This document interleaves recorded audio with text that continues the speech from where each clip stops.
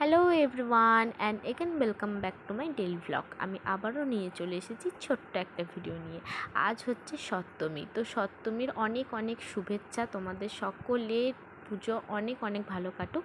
তো এখন দেখো সকালবেলায় উঠে পড়েছি, তো যাব ঘট ভরতে।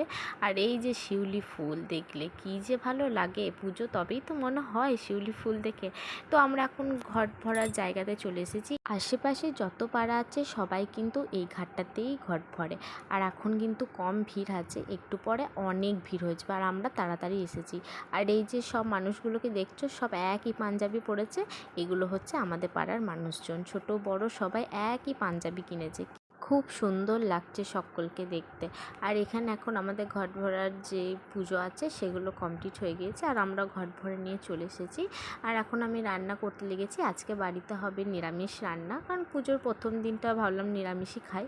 এখন হয়ে গেছি সন্ধে, আর এখন সেজে গুজে বান্ধবীগুলোকে নিয়ে এখন বেরিয়ে গিয়েছি পুজো দেখতে। আজকে আমি অবির সাথে যাইনি, আজকে ভাবলাম যে চলো আজকে বন্ধুদের সাথে সপ্তমীর দিনটা কাটাই। আর বোনকে নিয়ে এখন আমরা চলে গিয়েছি ঠাকুর দেখতে। দিনের থেকে আমার তো মনে হয় সন্ধেবেলায় ঠাকুর দেখাটা বেশি ভালো লাগে, কারণ এই যে লাইটিংগুলো যে দেখতে এত ভালো লাগে যে কি বলবো। লাইট যদি নাই দেখি তাহলে আর পুজো কী দেখলাম। আজকে পায়ে হেঁটে যত দূর যাওয়া যায় তত দূরই আমরা গিয়েছিলাম ঠাকুর দেখতে। আর এই যে এই মানুষগুলোকে দেখে তো আমি ভেবে নিয়েছি সত্যি হয়তো মানুষ সেজে পড়ে রয়েছে, কিন্তু না, ওগুলো পুতুল ছিল। এত গরম আর এত পরিমাণে ভিড় দেখে তো মনে হচ্ছে আমি কলকাতায় চলে এসেছি। এত গরম যে একটা জলের বোতল নিয়ে নিই। এই গরমে সবাই মিলে একটু লস্যি খেয়ে নিই। এত গরম, ঠান্ডা ঠান্ডা বেশ লস্যিটা ভালোই লাগলো।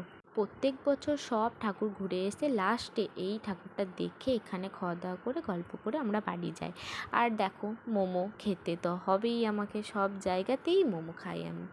তো ওখান থেকে খাওয়া দাওয়া করে চলে এসেছিলাম পাড়াতে একটু বসে একটু গল্প করে চলে গিয়েছিলাম বাড়ি। তো ভিডিও এই পর্যন্তই, ভালো লাগলে লাইক করে দিও, টাটা।